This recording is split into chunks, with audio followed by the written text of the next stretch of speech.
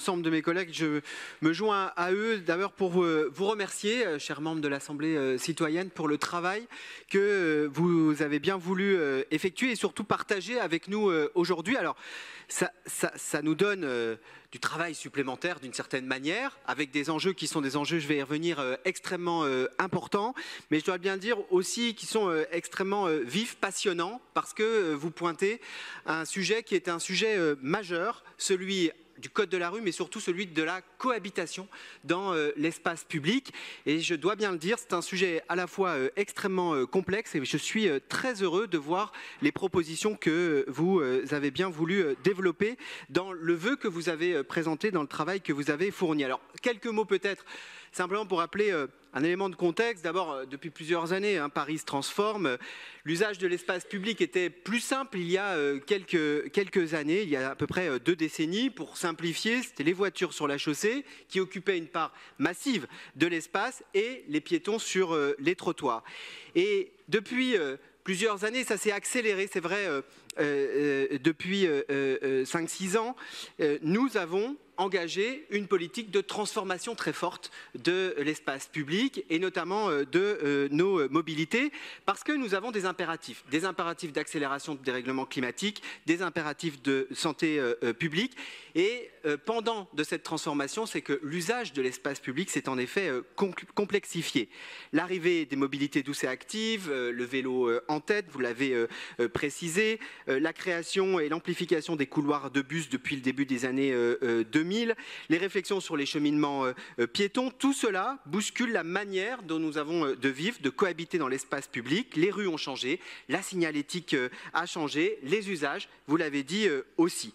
Alors simplement, c'est vrai, nous avons aussi, ça a été rappelé par certains et certaines d'entre mes collègues qui ont parlé sur le fond de votre délibération, il y a certains conflits d'usage et nouveaux conflits d'usage qui sont apparus.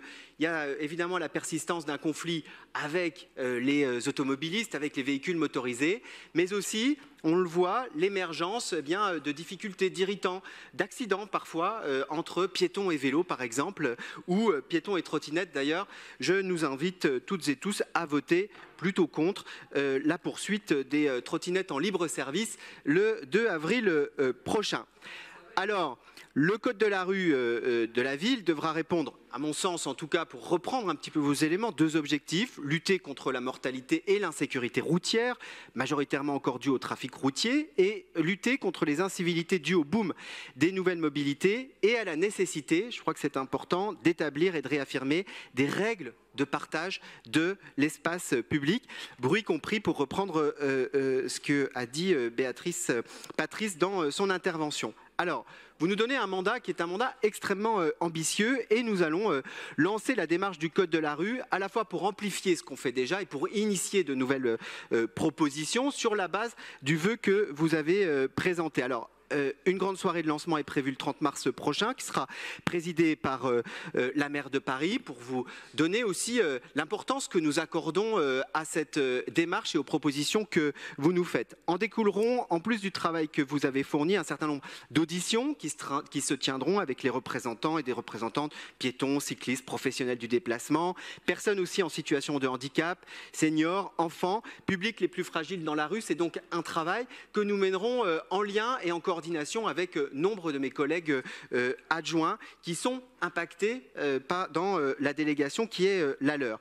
Et puis, puisque ça a été reproché, ou en tout cas peut-être il y a eu un regret, notamment de la part de l'opposition, j'invite tous les groupes politiques de cette Assemblée à nous faire parvenir leurs préconisations sur cette question qui en effet doit nous rassembler, qui n'est pas une question polémique. Et la sécurité routière, la lutte contre les incivilités, encore une fois, ça dépasse les clivages partidaires et je crois que nous pouvons toutes et tous travailler ensemble sur ce sujet.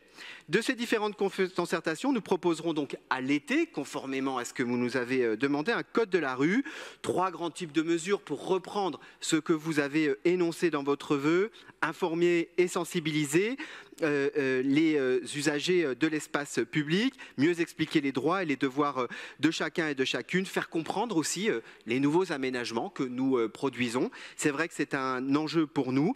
Travailler à un espace public le plus sûr possible, penser les aménagements en réduisant au maximum les conflits d'usage. Nous avons par exemple déjà des doctrines qu'il s'agit aussi peut-être de partager. J'ai entendu le fait que nous faisions encore des pistes cyclables sur trottoir. Non, ce n'est plus le cas, mais effectivement c'est bien de le rappeler. Et puis enfin, mais je laisserai la parole à mon collègue Nicolas Norman, un volet verbalisation, sanction de celles et ceux qui ne respectent pas les règles, parce que c'est un pendant important de l'ensemble des mesures que nous devons prendre. Enfin, pour terminer, je voudrais simplement rappeler une règle très importante dans ce code de la rue et cette cohabitation, ce travail que nous devons faire sur l'espace public. Le piéton, évidemment, vous l'avez dit, y est prioritaire parce que nous travaillons à partir des plus vulnérables.